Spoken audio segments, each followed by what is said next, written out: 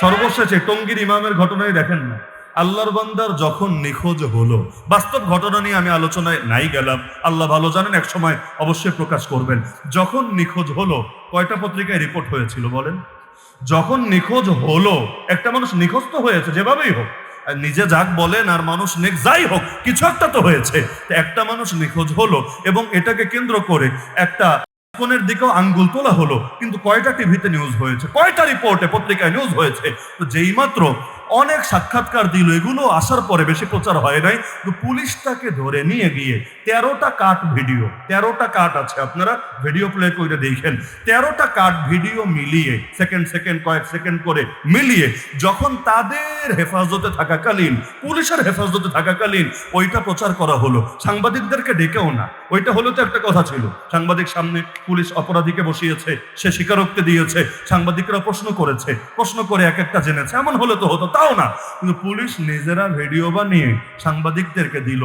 কোনো একটা মিডিয়াও বাদ নাই, বরং এক এক মিডিয়া 10টা 20টা করে ফটোকার্ড বানিয়ে প্রচার করতে লাগলো। কেন রে ভাই?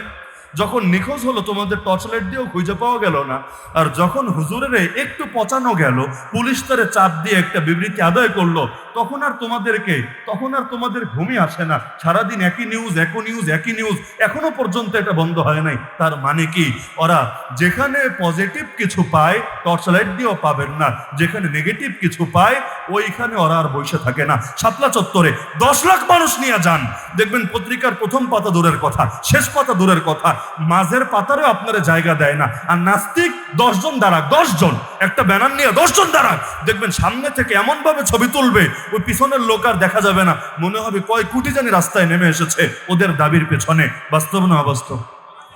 এই যে আজকে এত বিশাল মাহফিল, কোন চ্যানেল রিপোর্ট করবে বলেন? কিন্তু এর 10 ভাগ নেই, আর 50 ভাগের 1 ভাগ নিয়ে যদি এখানে বামরা কিছু করে, নাস্তিকরা কিছু করে, দেখবেন ঠিকই জাতীয় নিউজে, জাতীয় দৈনিকে এটা চলে এসেছে। এমনটা হয় নাকি হয় না? তাহলে তোরা ভাই সাথে থাকলেও কিছু আসা যায় না, না থাকলেও কিছু আসা যায় না। তোরা যতই দমাতে চাস, আল্লাহর নুসরত যদি থাকে, কেউ দমায় রাখতে পারবে না। ওই যে আমার আগে হাসান জামিল হাফিজাহুল্লাহ আলোচনা করছিলেন না জান্নাত প্রসঙ্গে, জান্নাত আমাদের সবার বাড়ি, বাপের বাড়ি তো স্থায়ী ঠিকানা, তাই না? স্থায়ী ঠিকানা আমরা কি লিখি? একজন মনে করেন কুমিল্লা, অথবা তার বাড়ি চিটাগাং, অথবা তার বাড়ি সিলেট, সে এসে থাকতে শুরু করলো কেরানীগঞ্জ। কেরানীগঞ্জকে কি স্থায়ী ঠিকানা লেখে না বর্তমান ঠিকানা লেখে? বর্তমান লেখে। স্থায়ী ঠিকানা কোনটাকে লেখে? বাপের বাড়িকে, বাপের বাড়িকে। কেন? কারণ এখানে তো আমি স্থায়ী না, যাচ্ছি কাল নাও থাকতে পারি। বাস্তবতা হলো দুনিয়ার কোন অঞ্চলই তো স্থায়ী না। মুমিনের স্থায়ী ঠিকানা একটাই হতে পারে, সেটা কোনটা?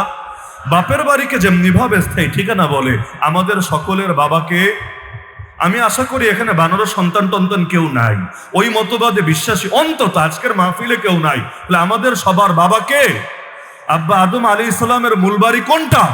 জান্নাত। এসেছেন জান্নাত থেকে, ফিরেও গিয়েছেন জান্নাতে, মাঝখানে পরীক্ষা দিতে এসেছেন সাময়িকভাবে এই পরীক্ষার হলে, আমাদেরও সবার বাড়ি জান্নাত। হ্যাঁ, এখন বলতে পারেন সবার বাড়ি যদি জান্নাত হয়, আল্লাহ অনেককে জাহান্নামে ফেলবেন কোন কারণে?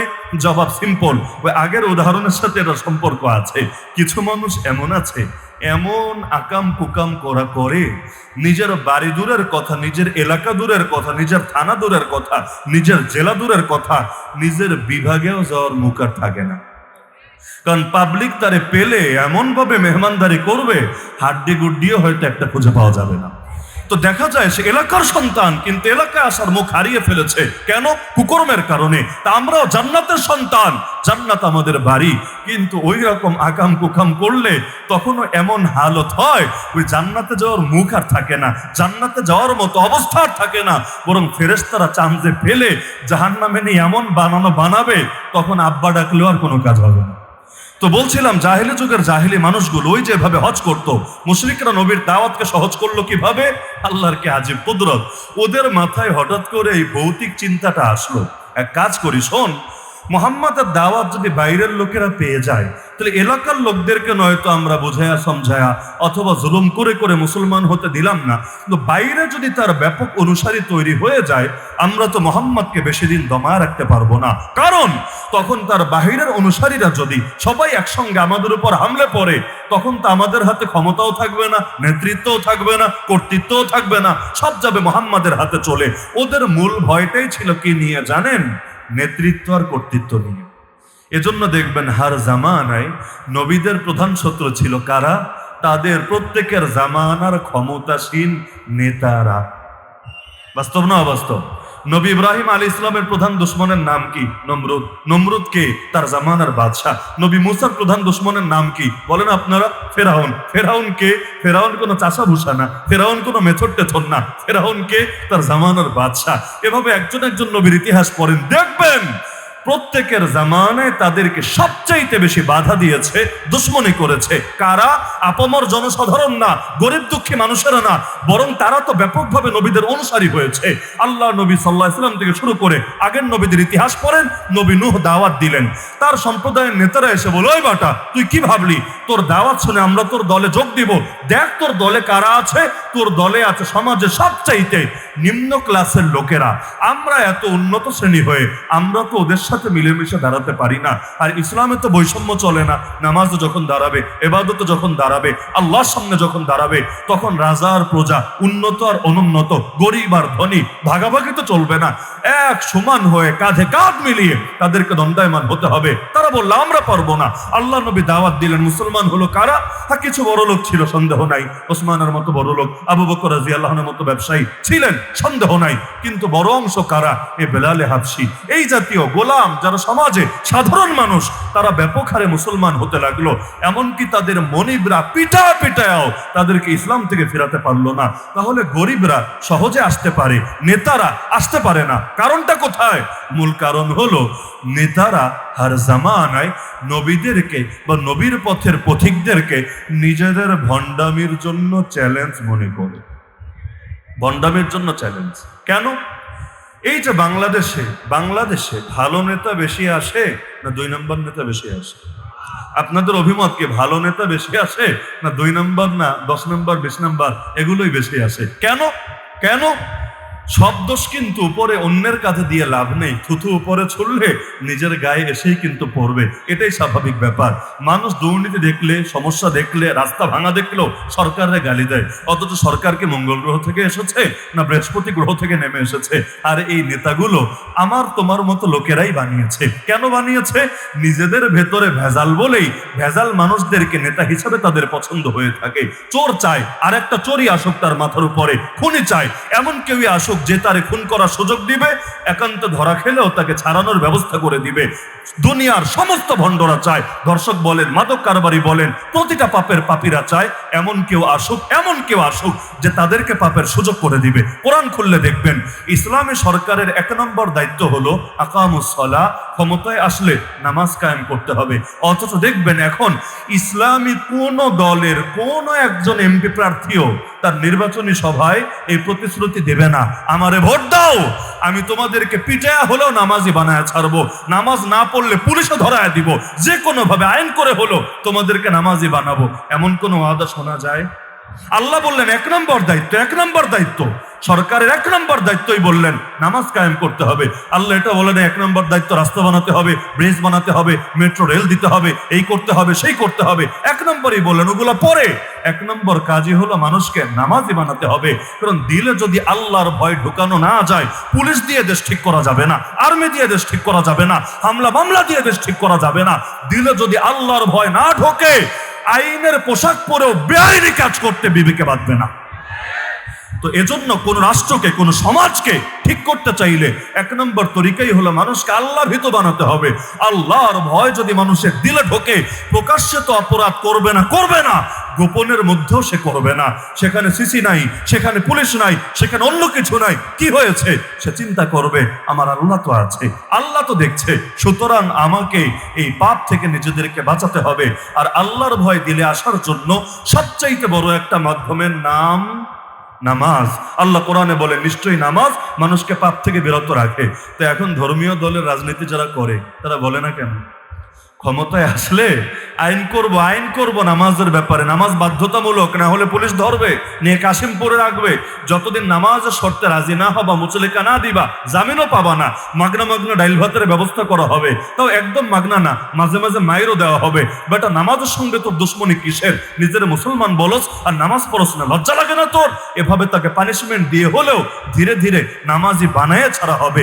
এমনকি মুনাফিক, নবীর জামানার মুনাফিক যারা, ওরাও কিন্তু নামাজ পড়তো আইনের ভয়ে, বাধ্য ছিল। কারণ না পড়লে লোকে চিনে ফেলবে, না পড়লে ওদেরকে কাফের হিসাবে ট্রিট করবে, না পড়লে ওরা যে মুসলমান এই পরিচয় দেওয়ার যোগ্যতাই হারিয়ে ফেলবে। এজন্য আল্লাহ বলেন ফাওয়াইলুল লিল মুসাল্লিন, ধ্বংস হোক নামাজিরা, বেনামাজি না, ধ্বংস হোক নামাজিরা। ছোটবেলায় আয়াত পড়ে আমি চমকে উঠেছিলাম, আল্লাহ কি বলে? আল্লাহ এটা কি বলছেন আপনি? নামাজি ধ্বংস হোক, এটা কেমন কথা? পরবর্তীতে বুঝলাম এই নামাজি সেই নামাজি না, এই নামাজি হলো মুনাফিক। মুনাফিক যেটা পরের দুই আয়াত দ্বারাই প্রমাণিত, আল্লাযীনা হুম আন সালাতিহিম সাহুন। ওর দিলে নামাজ নাই, ও নামাজের ব্যাপারে সম্পূর্ণ গাফেল। তাহলে নামাজ কেন পড়ে? আল্লাযীনা হুম ইউরাউন, মানুষকে দেখাতে হবে, না দেখালে ওর ভণ্ডামি প্রকাশ পেয়ে যাবে। তাহলে এই যে আমরা এই কথাটা বলার সাহস পাই না কেন জানেন? মূল কারণ হলো, আমিও যদি বলি আমারে ভোট দেন, ভোট দিলে আমি নামাজ কায়েম করব, পাবলিক চিন্তা করবে থাক ভাজান, এই হুজুরের আর ভোট দেওয়ার দরকার নাই, নামাজ পড়লেও আলহামদুলিল্লাহ, না পড়লেও হিসাব দিব আল্লাহর কাছে। অযথা, এমনিও তো আমরা গাফেল, অযথা এমন নেতার দরকার নাই যেই নেতা পিটা হলো আমাদেরকে নামাজি বানায় ছাড়বে। আপনি বিশ্বাস করেন, আজও যদি যে কোনো ইসলামী দল এটাকে সবার আগে হাইলাইটে নিয়ে আসে, ক্ষমতায় গেলে নামাজ বাধ্যতামূলক করব, নারীর পর্দা বাধ্যতামূলক করব, পুরুষের জন্য ইসলাম মেনে চলা বাধ্যতামূলক করব, দেখবেন রাতারাতি ভোটের হার কমে গেছে। ওই যে আমার আগে হুজুর বললেন না, দেশে মুসলমান তো আলহামদুলিল্লাহ, দেখতে তো জরিপে দেখা যায় অনেক অনেক অনেক, অভাব নাই। অথচ আজকে আপনি ইসলামী শাসনের কথা বলেন, ইসলামী বিপ্লবের কথা বলেন, দেখেন আপনার বিরুদ্ধে সবার আগে কে লাগে? দেখবেন সবার আগে আপনার নামধারী কিছু মুসলমান ভাই আপনারে জঙ্গি, মৌলবাদী, উগ্রবাদী, সাম্প্রদায়িক হ্যান ত্যান বলার জন্য উঠে পড়ে লেগেছে। এমন এক সময় আমরা চলে এসেছি, ইসলামী শরিয়া যারা চায় না তাদেরকে পর্যন্ত মানুষ মুসলমান হিসাবে ট্রিট করে থাকে। প্রকাশ্যে যারা বলে আমরা শরীয়তের আইন মানি না, তারাও নাকি সংখ্যাগরিষ্ঠ মুসলমানের দেশে নেতা হওয়ার স্বপ্ন দেখতে পারে। শরীয়তের আইন মানে তো আমাদের বাপদাদার আইন, তাই না? শরীয়তের আইন মানে তো আমাদের হুজুর আর আমাদের পীরদের আইন, তাই না? শরীয়তের আইন মানে কার আইন? শরীয়তের আইন মানে কার আইন? আল্লাহর আইন। আমি চাওয়ার কে আর না চাওয়ার কে? আরে আমি কে, আপনি কে? একটা গোলামের আবার কিসের চাওয়া পাওয়া আছে? আমরা তো আল্লাহর চাকরিজীবী না, আমরা আল্লাহর গোলাম। গোলামের কোনো চাওয়া হয় না, গোলামের কোনো কথা হয় না।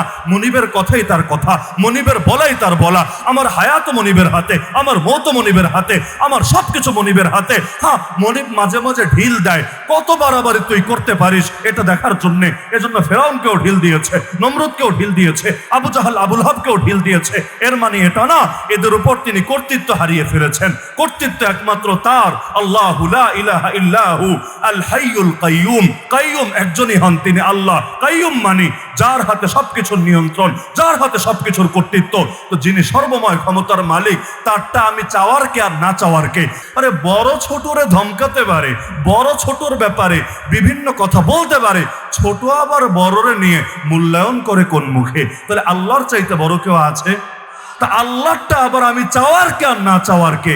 নাউজুবিল্লাহ। কি পরিমাণ জাহেলিয়া ছড়িয়ে গেলে মুসলমান নামধারী লোকদের ভেতরেও এগুলো বলার পরও কেউ পার পেয়ে যেতে পারে। আমাদের হালত হলো, আমার দলের লোক কুফরি, শিরকে, জাহেলি কথা বললেও মুখের মধ্যে কুলুপেটে রাখবো, আর অন্য দলের লোক যদি এমন কথাও বলে যেটারে ব্যাখ্যা করলে ভালো রাখা যায়, ব্যাখ্যা না করলে খারাপও দেওয়া যায়, ওইটার জন্য প্রয়োজনে তারা কাফের ফতোয়া দিয়া ছাড়বো। নিজের বেলায় 16 আনা, আর একজনের বেলায় আধা আনা বুঝবো না।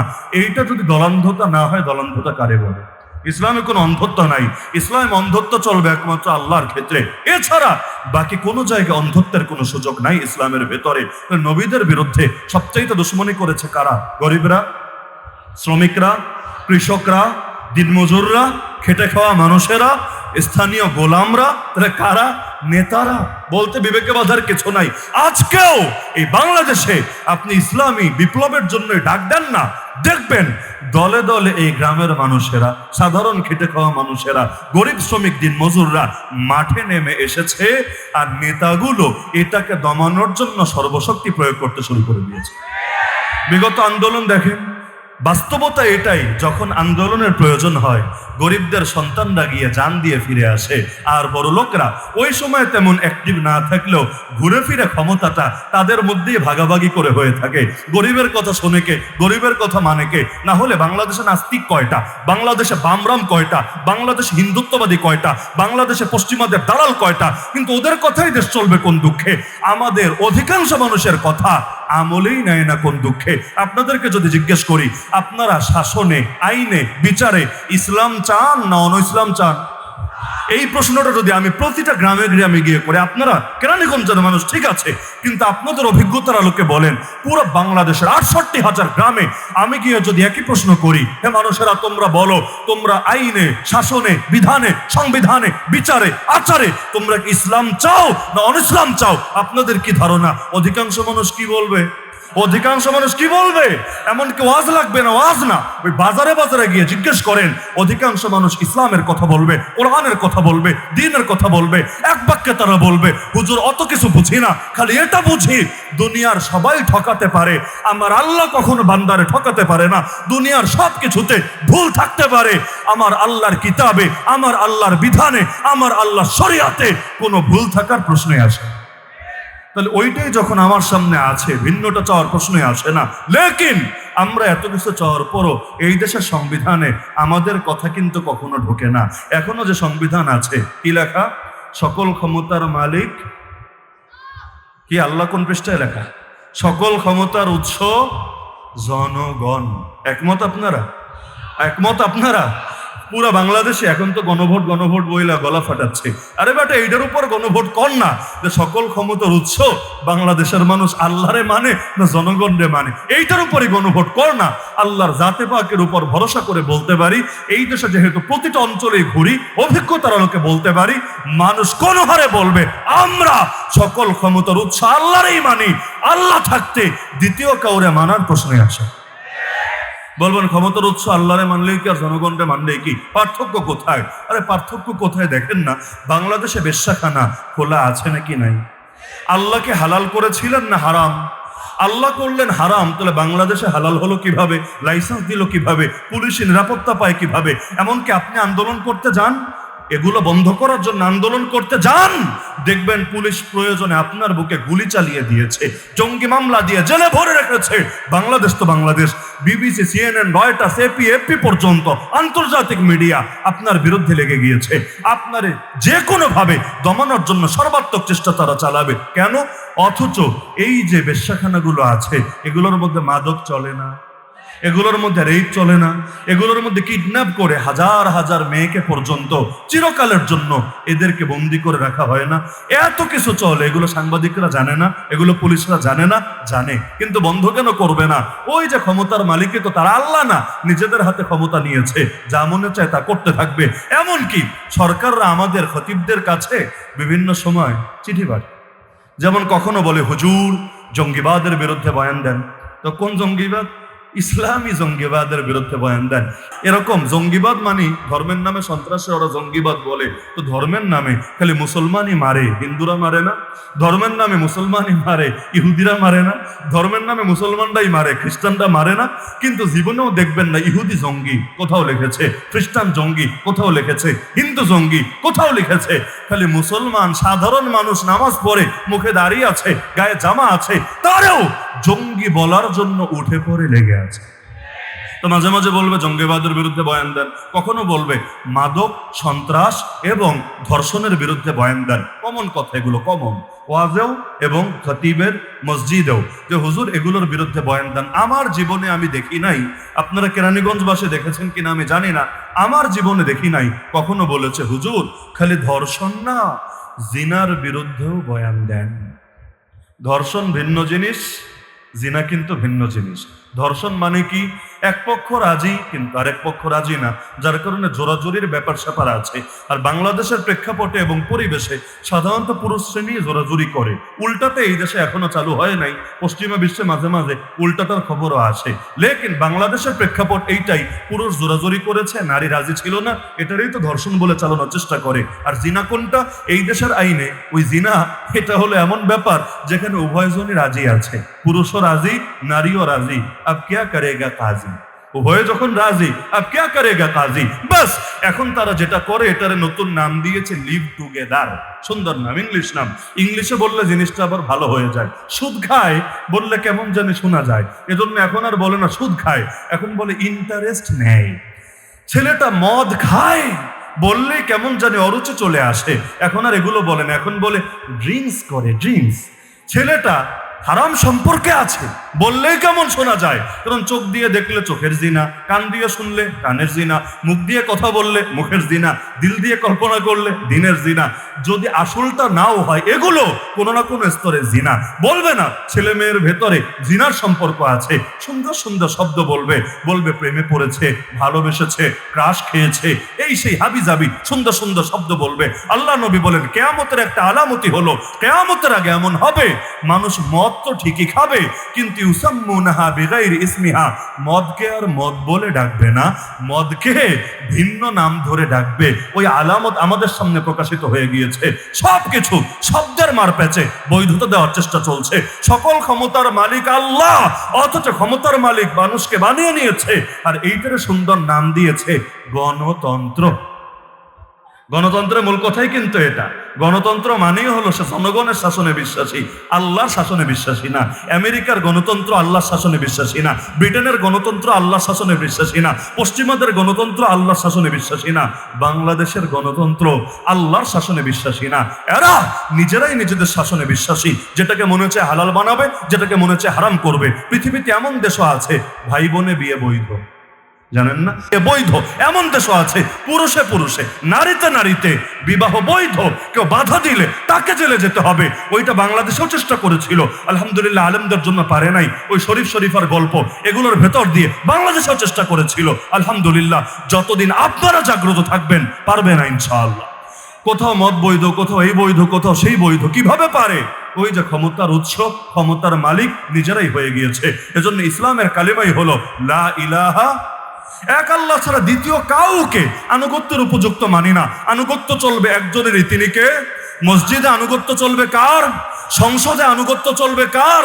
নামাজে আনুগত্য চলবে কার? রাজনীতিতে আনুগত্য চলবে কার? নামাজও যার জন্য, রাজনীতিও তার জন্য, হজও যার জন্য, অর্থনীতিও তার জন্য, যাকাতও যার জন্য, বিচারাচারও তার জন্য। সব ক্ষেত্রে তিনি খোদা, তিনি মাহবুদ, তিনি রব। যে মানবে সে মুমিন, যে আংশিক মানবে, আংশিক অস্বীকার করবে, আস্ত মুনাফিক, আস্ত বেঈমান। মসজিদেও আল্লাহর গোলামি, সংসদেও আল্লাহর গোলামি। নাকি পার্থক্য আছে? পার্থক্য আছে নাকি? নাউযুবিল্লাহি মিন যালিক। আল্লাহ আমাদেরকে হেদায়েত দান করুন। তো ক্ষমতাসীনরা কেন বাধা দিয়েছে নবীদেরকে? এই জামানা দেখলেই বুঝবেন। এই জামানায় আলেমদের বিরুদ্ধে কারা যায়? গরিব মানুষরা। আলেমদের হাতে হ্যান্ডকাপ কারা লাগায়? আপনারা। আপনারা না, এই দেশের এখনো পর্যন্ত গ্রামের মানুষরা, খেটে খাওয়া মানুষরা পর্যন্ত আলেমদের জন্য জান দিতে দেওয়া না। আমি একটা চিত্র যদি বলি, এটা একটা শহর না, একটু সাইডে পড়েছে শহরের, বাকি একটা শহরে পরিবেশ না। বাংলাদেশে এরকম যত শহর আছে, যত শহর আর যত গ্রাম আছে, আপনি শুধু একটা বিশ্লেষণ করলেই বুঝবেন, যত বড় হুজুর হোক, বাংলাদেশের সবচাইতে বড় হুজুরকেও আপনি যদি এখানে এনে দাঁড় করান যে হুজুর একটু নির্বাচনে লড়ে দেখেন আপনার জনপ্রিয়তা কেমন, আর একটা গ্রামে নিয়ে দাঁড় করাবেন ওনার চাইতে ছোট মানের হুজুরকে, হুজুর আপনি এখানে একটু দাঁড়ান, দেখেন পাবলিকের কাছে আপনার গ্রহণযোগ্যতা কেমন। আপনার কি ধারণা শহরের ফলাফল আর গ্রামের ফলাফল এক হবে? এক হবে? শহরের মানুষ ব্যাপকভাবে হুজুরের বিরুদ্ধে অবস্থান নেবে, গ্রামের মানুষ ব্যাপকভাবে, একদম 100 থেকে 100টা গ্রাম এমন তা আমি বলছি না, বহুত গ্রাম এমন আছে গ্রামের মানুষরা নিজের জান দিয়ে হুজুরের পাশে এসে দাঁড়িয়ে যাবে। তাহলে এই চিত্র বুঝলে ওই নবীদের চিত্রটাও বুঝবেন। কেন? গরিবরা ব্যাপকভাবে তাদের পাশে দাঁড়াতো, আর এই ধনীরা, এই ক্ষমতাসীনরা, এই নেতারা কেন তাদের কণ্ঠরোধ করার চেষ্টা করত? কারণ তারা ক্ষমতার জন্য নিজেদেরকে চ্যালেঞ্জ মনে করত। আজকেও আমাদেরকে চ্যালেঞ্জ মনে করে না? হুজুররা যদি ক্ষমতায় চলে আসে বড় বড় বোতল টানবে কিভাবে? হুজুররা যদি ক্ষমতায় চলে আসে সুদি কারবার চালাবে কিভাবে? হুজুররা যদি ক্ষমতায় চলে আসে বিশ্বাখানা খোলা রাখবে কিভাবে? হুজুররা ক্ষমতায় চলে আসলে মদের বারের লাইসেন্স দিবে কিভাবে? হুজুররা ক্ষমতায় চলে আসলে টাকার কারি কারি পাহাড় বানাবে কিভাবে? হুজুররা ক্ষমতায় আসলে দেশের সম্পদ বিদেশে পাচার করবে কিভাবে? হুজুররা ক্ষমতায় আসলে দুর্নীতি করে বেগম পাড়ায় বাড়ি বানাবে কিভাবে? হুজুররা ক্ষমতায় আসলে চোর চুরি করে, ডাকাত ডাকাতি করে, খুনি খুন করে, ধর্ষণকারী ধর্ষণ করে, গুমকারী গুম করে পার পাবে কিভাবে? হুজুররা ক্ষমতায় আসলে চুরি করলে তো হাত থাকবে না। হুজুররা ক্ষমতায় আসলে ইসলাম নিয়ে টিটকারি মারলে তো কল্লাই থাকবে না। হুজুররা ক্ষমতায় আসলে নামাজ ত্যাগ করলে জেলের বাইরেই তো থাকতে পারবে না।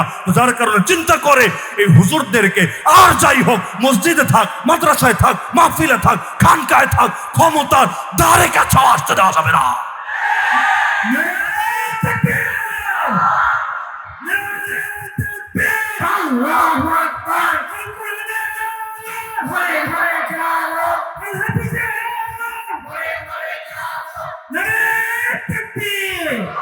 কিন্তু বাস্তবতা হলো, যাদের সঙ্গে আল্লাহর ওয়াদা, যাদের সঙ্গে আল্লাহর নুসরত, যাদের সঙ্গে আল্লাহর রহমত, তাদেরকে পৃথিবীর কোনো অপশক্তি কখনোই দমিয়ে রাখতে পারে না। কোন নবীর ক্ষেত্রেও যেমন পারে নাই, কিয়ামত পর্যন্তও পারবে না ইনশাআল্লাহ। বাস্তবতা তো এটাই। ওরা যে মিছে গণতন্ত্রের স্বপ্ন দেখায় যে জনগণ যা চায় তাই হবে, জনগণ যা চায় না তা হবে না, বাস্তবতা হলো এর চাইতে বড় মিথ্যা কথা, এর চাইতে বড় ধোঁকা, এর চাইতে বড় প্রতারণা এই বাংলার জমিনে কোনোদিন কোনো কিছু ছিল না, কোনো কিছু হতেই পারে না। এই দেশে জনগণের চাওয়া কখনোই বাস্তবায়ন হয় নাই। কখনো হয়েছে দিল্লির চাওয়া, কখনো বাস্তবায়ন হয়েছে আমেরিকার চাওয়া, কখনো বাস্তবায়ন হয়েছে চীন রাশিয়ার চাওয়া। ঘুরে ফিরে ওই কাফের মুশরিক বাতিল জাহেলি অপশক্তির চাওয়া। না হলে এই দেশের মানুষ এখনো আল্লাহকেই চায়। আমি একটা বাস্তব প্রতিবেদন বলি। এই মাদ্রাসার ওদের লেখাগুলো দেখে, প্রদর্শনী দেখে আমার এটা মনে পড়েছে। ব্যাপক হারে পত্রপত্রিকা ব্যস্ততার ভেতরে একটু নজর রাখার চেষ্টা করি, যেহেতু যুগে আছি, যুগের ব্যাপারে কিছু ধারণা তো রাখা দরকার। মাঝে মাঝেই দেখি বিভিন্ন মানুষের কান্নাকাটি কি নিয়ে? প্রাইমারিতে ছাত্র কমছে, মাদ্রাসায় শুধু ছাত্র বাড়ছে আর বাড়ছে আর বাড়ছে।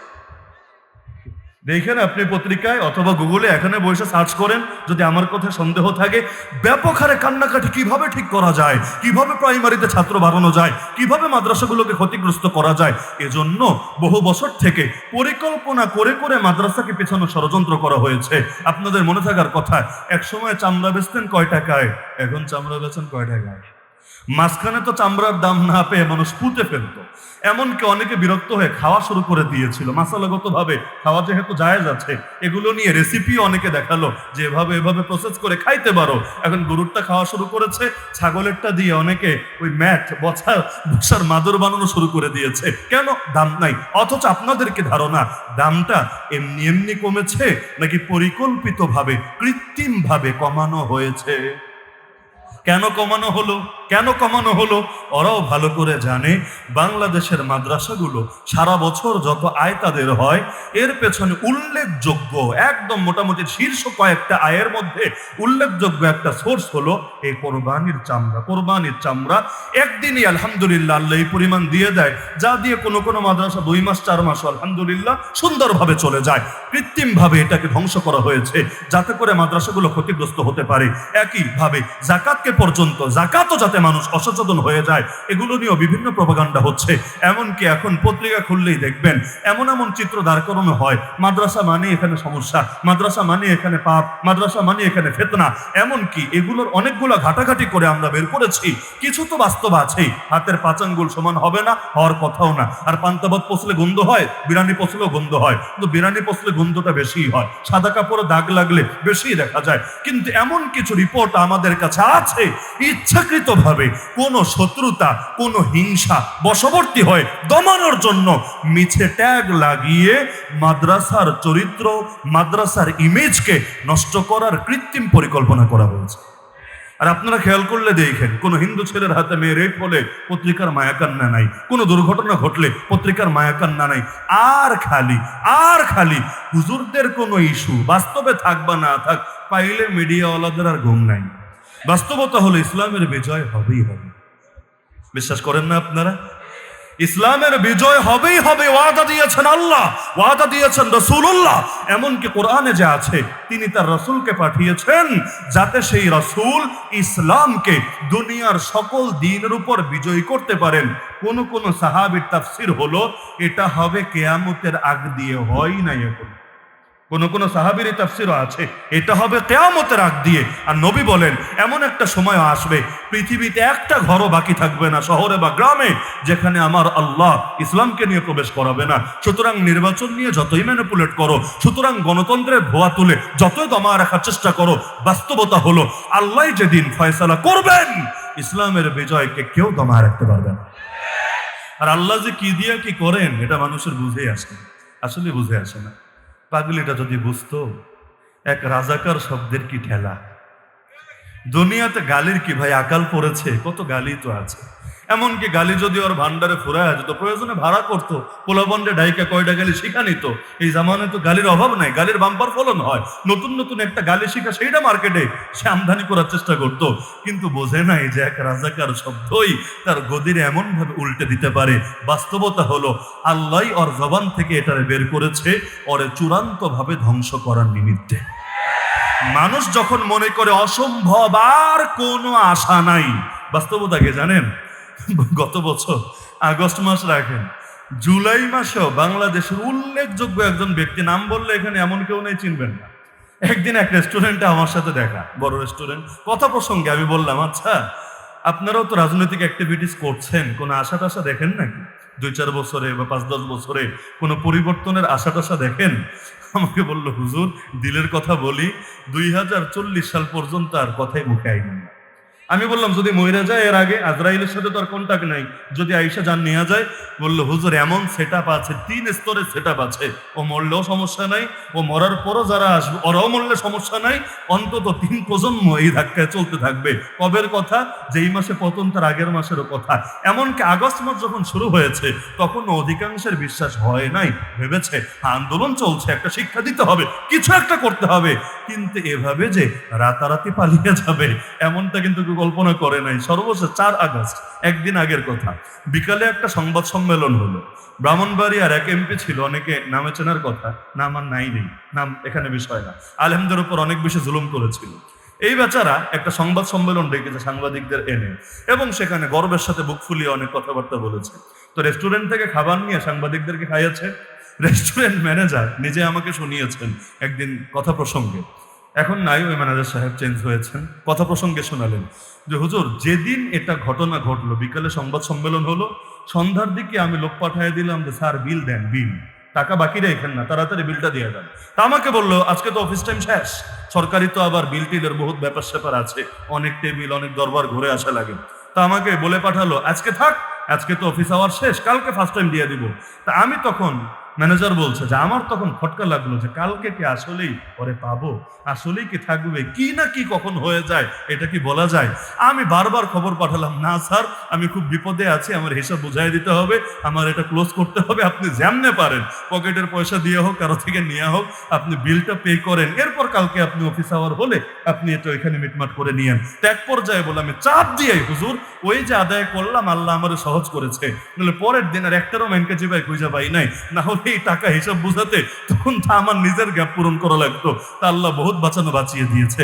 ক্ষমতায় থেকে একদিন আগে বোঝে নাই তার উপর যে চেপে বসে আছে সে এভাবে এতিম করে পালিয়ে যেতে পারে। আরে তোমাদের নেতারা পালাতে পারে, আমাদের সকলের উপরে যে আছে, যার উপর ভরসা করে আমরা চলি, তিনি কখনো পালাবেন না, ছেড়ে যাবেন না, তিনি আমাদেরকে চূড়ান্ত সফলতায় পৌঁছাবেন ইনশাআল্লাহ। এই লড়াই আমাদের না, এই লড়াই কার? একদিকে আল্লাহ আর একদিকে দুনিয়ার বাতিল অপশক্তি, ওই ইবলিস থেকে শুরু করে ওর সমস্ত চেলাচামুন্ড। একদিকে আমার আল্লাহ, আর একদিকে এই লড়াইয়ে আমার আল্লাহর বিজয় সুনিশ্চিত, আমার আল্লাহর বিজয় সুনিশ্চিত। যার কারণে একদিন ইসলামের বিজয় হবেই হবে। সেদিন লেখা হবে কারা ইসলামের পক্ষে থেকেছে দুর্বলতার দিনেও, কারা জামানের বেলাল ছিল, কারা জামানের সুমাইয়া ছিল, কারা জামানের সোহাইব ছিল, কারা জামানের আম্মার ছিল, কারা জামানের ইয়াসির ছিল, সব লেখা হবে। আবার এটাও লেখা হবে কারা দুর্দিনে রাজাকারি করেছিল, বাতিল অপশক্তির সঙ্গে হাত মিলিয়ে ইসলামকে দমাতে চেষ্টা করেছিল, মুসলমানদেরকে জঙ্গি বলে গালি দিয়েছিল। সব লেখা হবে। চূড়ান্ত বিজয় আমার আল্লাহর জন্যই নির্ধারিত থাকবে। ওই যে উদাহরণ মনে আছে না, নবীর দাওয়াতকে সহজ করে দিয়েছিল কারা? মনে আছে না? মুশরিকরা। কিভাবে? ওরা চিন্তা করলো এত মানুষ বাহির থেকে আসে, সবার কানে দাওয়াত পৌঁছলে ঝামেলা আছে, এক কাজ করি, চল চল, এলাকার লোকে তো জানে, তাদের কানে তো গুজব যা ছড়ানো ছড়িয়েছি, বাইরের লোকগুলোর একটু ব্রেন ওয়াশ করি। কিভাবে? প্রত্যেক অলিতে গলিতে লোক দাঁড় করিয়ে দিল, শোন, যেই আসবে, রোম থেকে আসুক আর পারস্য থেকে আসুক আর দুনিয়ার যে প্রান্ত থেকে আসুক, যেই সৌদি, তখন তো সৌদি নাই, যেই মক্কায় আসবে তার কানে বলবি, এই সাবধান, মক্কায় একটা পাগল আছে, পাগল, যেন তেন পাগল না, ওই পাগল আবার জাদুও জানে, খবরদার ওর ধারে কাছেও যায়ও না, গেলে জাদু করে তোমাদেরকেও পাগল বানায় দিবে, ফ্যামিলি থেকে আলাদা করে দিবে। এভাবে প্রত্যেক অলিতে গলিতে লোক দাঁড় করিয়ে দিল। মাইক তো আর ছিল না, না হলে মাইক দিয়েই মাইকিং করার ব্যবস্থা করতো, ক্যানভাসারি করতো। মাইক তো আর নাই, এ জামানায় মাইক হওয়া সহজ হয়েছে। মাঝে মাঝে দেখে চোর চুরি করলে পাবলিক 500 টাকা 1000 টাকা দিয়ে মাইক ভাড়া কইরা সিএনজি অটোর পেছনে লাগাইয়া হায় রে গালি, আর গালির রেজাল্ট তো মাশাআল্লাহ। কয়দিন আগে দেখলাম এক যুবকের মাল হারিয়েছে, সারাদিন কষ্ট করে গালি দিয়েছে মাইক ভাড়া করে, সন্ধ্যাবেলায় মাল ফেরত চলে এসেছে। এত দোয়া করলে অত তাড়াতাড়ি কাজ হতো কিনা আল্লাহ ভালো জানে, গালির ঠেলায় মাল চলে এসেছে। তো ওই জামানায় তো আর এরকম মাইক টেক ছিল না, তো এখন তারা লোকে দাঁড় করিয়ে দিল, তারা কানে কানে বলতে লাগলো আল্লাহর কি আজিব কুদরত, নবীর যে কি উপকারটা হলো, আল্লাহ নবীর কি খেদমতটা যে হলো। এই জামানায় একই কাজ করে, পাগলে একই কাজ করে, গালি দিতে দিতে দিতে দিতে মানুষরা এমনি ইসলামের দিকে ঝুঁকায় ফেলে। ইসলাম মানি জঙ্গিবাদ, ইসলাম মানি এই, ইসলাম মানি সেই, এগুলো বলতে বলতে এখন আমরা কলেজ ভার্সিটির ছেলে পেলে আলহামদুলিল্লাহ ইসলাম নিয়ে যেভাবে পড়াশোনা শুরু করেছে, আলেমদেরকে যেভাবে ফলো করা শুরু করেছে, এমনকি রিমান্ডে আমাকে বলেছে, হুজুর সোশ্যাল মিডিয়ার 70% আপনাদের দখলে। এখন মানুষ নাটক সিনেমাও যারা দেখতো আগে, ওরাও টুকটাক ওয়াজ শোনে, যার কারণে আপনাদের নিয়ে আমাদের খুব টেনশন লাগে। আমাদের টিমে 70 জন আছে, 70 জন খালি আপনাদের বয়ান মনিটরিং করার জন্য। নেচকানে আমার শোনা আমাকে বলছে 70 জন আছে। আমি বললাম হায় আল্লাহ, এত মানুষকে নিযুক্ত রাখলেন আমাদের ওয়াজ শোনার জন্য। আচ্ছা ওয়াজ শুনে কি করবে? আমলের নিয়ে তো শুনবে নাকি এলেম বাড়ানো নিয়ে তো শুনবে? এত লোক কি জন্যে? বললো না, আপনাদেরকে নিয়ে তো টেনশনই লাগে, যে হারে আপনাদের মানুষ ফলো করে, কখন কোন দিকে মানুষরা ডাইভার্ট করেন, কখন কি ঘটান না ঘটান, এটার জন্য আমাদের নজরে নজর তো রাখাই লাগে। ভাইবেন না, এখন আর নজরে রাখে না, রাখে না। নেত্রী গিয়েছে, কি হয়েছে? নেত্রীর সন্তান এবং নাতিপুতিরা তো জায়গা মতোই বহাল আছে। নেত্রী সন্তান আর নাতিপুতিরা খেলে চান্স খুঁজছে, চান্স কোনোভাবে যদি সুযোগ পায় ওরা আবারও ইসলামপন্থীদের বিশাল সর্বনাশ করে ছাড়বে। অনেকে তো নির্বাচনের জন্য দিন গুনে, হুজুর হুজুর হুজুর এই তো নির্বাচন চলে আসছে, আর কয়টা দিন, এরপর তো আমাদেরই দিন, আমাদের সুযোগ। আরে ভাই, এতই যদি নিরাপদ হতো, এতই যদি সবকিছু 100% হতো, তাহলে তোমাদের নেতাও তো এতদিনে চলেই আসতো। কিছু না কিছু আশঙ্কা তো আছেই, কিছু না কিছু ভীতি তো আছেই, প্রশাসনেও বিভিন্ন পর্যায়ে কিছু না কিছু দালাল তো আছেই, যারা এখনো সুযোগ পেলে, আলেম তো আলেম, এই দেশের যে কি ক্ষতিটা করবে এক আল্লাহ ছাড়া কেউ জানে না। ইনশা আল্লাহ আমরা কামড়ি বন্ধ করে ঐক্যবদ্ধ থাকতে পারলে কেউ কিছুই করতে পারবে না। কিন্তু এটাই তো আমাদের জন্য সবচাইতে বড় চ্যালেঞ্জ। নদীমাতৃক দেশ, নদীর এপার ভাঙে ওপার গড়ে, আমাদেরও এইটা ভাঙে ওইটা গড়ে, এয়ারে কামড়ায় ওয়ারে কামড়ায়, মাছে ভাতে বাঙালি, বড় মাছ ছোট মাছরে খায়, এখন বাঙালিরে খায়, একজন আর একজনকে কিভাবে খেতে পারে এটার জন্যই সারাদিন ফিকিরে থাকে। আল্লাহ আমাদেরকে কামড়ি থেকে বের হওয়ার তৌফিক দান করুন। তা আল্লাহ নবীর দাওয়াত যখন ওরা এভাবে প্রচার করতে লাগলো, এখন মানুষের ভেতরে একটা উৎসাহ কাজ করলো, কি রে এইটা আবার কোন পাগল? দুনিয়াতে বহু পাগলের নাম তো শুনেছি, এইটা আবার কোন পাগল যার বিরুদ্ধে এভাবে মাইকিং চলে, এভাবে মানুষ ক্যানভাসারি করে? কাহিনী কি? মনে করেন এই যে কেরানীগঞ্জ না একটা জায়গা না, এটা আপনি হেঁটে যাচ্ছেন রাস্তা দিয়ে, কত ঘরবাড়ি ডাইনে বামে পড়বে, কত দোকানপাট পড়বে। একটা ঘরের দেয়ালে লেখা দেখলেন, খবরদার কেউ ভিতরে তাকাবেন না। কয় কয় কয় ঘরে লেখা? এক ঘরে। আগে পরে কোনোটা নেই, একটা ঘরে লেখা। আপনাদের কি ধারণা যেই ঘরের দেয়ালে এটা লেখা ওই ঘরে ভুলেও কেউ তাকাবে না, তাই না? কি ধারণা? অন্য ঘরে কেউ না তাকা, অন্য ঘরে তাকানোর টাইম কই? মানুষ মানুষের গতিতে হেঁটে যায়। যেই ঘরে লেখা, পোলাপানা চিন্তা করবে কি রে, কোন ঘরে লিখলো না, এই ঘরে লিখলো কেন রে? ডাল মে কুছ কালা তো জরুর হ্যায়। তাহলে অন্তত এই ঘরে একবার নজর তো দেওয়া লাগে, কিছু না কিছু তো আছে। তো বাস্তবতা হলো ওরাও ভুলটা করেছে। ওরা এখন প্রচার করলো পাগল আছে, জাদুঘর আছে, চিন্তা করলো পাগল তো বহুতই আছে, এই আবার কেমন পাগল? এটা মনে হয় ইউনিক পাগল, একটু আলাদা ক্যাটাগরির পাগল। তো কোনো এলাকায় গেলে আনকমন জিনিস তো দেখাই লাগে, কমন জিনিস দেখার কি আছে? আপনি সিলেট গেলে কি দেখবেন? অটোরিকশা দেখবেন, সিএনজি দেখবেন, দোকান দেখবেন না? এগুলো দেখবেন না, পাহাড় দেখবেন, পাহাড় ঝর্ণা দেখবেন। কক্সবাজার গেলে কি দেখবেন? মানুষ দেখবেন, গাড়ি দেখবেন না, আপনি সাগর দেখবেন। প্রতি জায়গায় গেলে যেটা আনকমন আছে সেটাই তো মানুষ দেখে। এইখানে আসলে আমি কি দেখবো? আপনাদের দেখার আগে বুড়িগঙ্গা শরীফকে দেখবো। মাশাআল্লাহ, কি সুন্দর একটা নদী, দেখলে দেখতেই মনে চায়, কি সুন্দর তার সুবাস, পাশে বসলে হৃদয়টা জড়িয়ে যায়। এটাই তো স্বাভাবিক ব্যাপার। কোথাও গেলে মানুষের নজর আনকমনের দিকে যায়। ওরা চিন্তা করলো মক্কায় আগেও মানুষ এসেছে, পরেও আসবে, আরে গিয়ে এলাকায় গল্প করতে পারবো। এমন একটা পাগল দেখে এসেছি যেরকম পাগল খুঁজে পাওয়া যাবে না দুনিয়ার কোনো জায়গাতে। এখন যেই যায় পাগল দেখতে, আল্লাহর কি কুদরত, সেই ফিরে আসে ইসলামের প্রতি দিলে মহাব্বত নিয়ে। লস হলো না লাভ হলো? লস হলো না লাভ হলো? আলহামদুলিল্লাহ, দুনিয়াতে ওই টুইন টাওয়ার ঘটনার পরে 2001 থেকে এখনো পর্যন্ত সবচাইতে বেশি প্রোপাগান্ডা ছড়ানো হয়েছে যে ধর্মের বিরুদ্ধে, সবচাইতে বেশি গালি দেওয়া হয়েছে যে ধর্মকে, সেটার নাম হিন্দু ধর্মও না, বৌদ্ধ ধর্মও না, খ্রিস্ট ধর্মও না, সেই ধর্মের নাম। আর আল্লাহর কি কুদরত, গত দুই যুগে, আরে বাংলা তো বাংলা, পশ্চিমা বিশ্ব মানুষ ব্যাপকভাবে নতুন করে ধর্ম পরিবর্তন করে যেই ধর্মে দীক্ষিত হয়েছে, ওই ধর্মের নাম হিন্দু ধর্ম না, বৌদ্ধ ধর্ম না, খ্রিস্ট ধর্ম না, সেই ধর্মের নাম। তো লাভ হলো না লস হলো? আপনি চিন্তা করেন, এত বদনাম করে মুসলমানই বাড়ায় দিল। এমনকি বর্তমানে মুসলমান 2 নম্বরে আছে, 1 নম্বরে খ্রিস্টান 220 কোটি, 2 নম্বরে মুসলমান 200 কোটি আরো আগে ছাড়িয়েছে। পশ্চিমা লেখকরাই লেখালেখি করছে, যেভাবে বাড়ছে 2 ভাবে বাড়ে। বাচ্চা কাচ্চাও তো মাশাআল্লাহ, মুসলমানের ঘরে আল্লাহ বরকত দান করে, গরিব হলে আরো বেশি বরকত দান করে।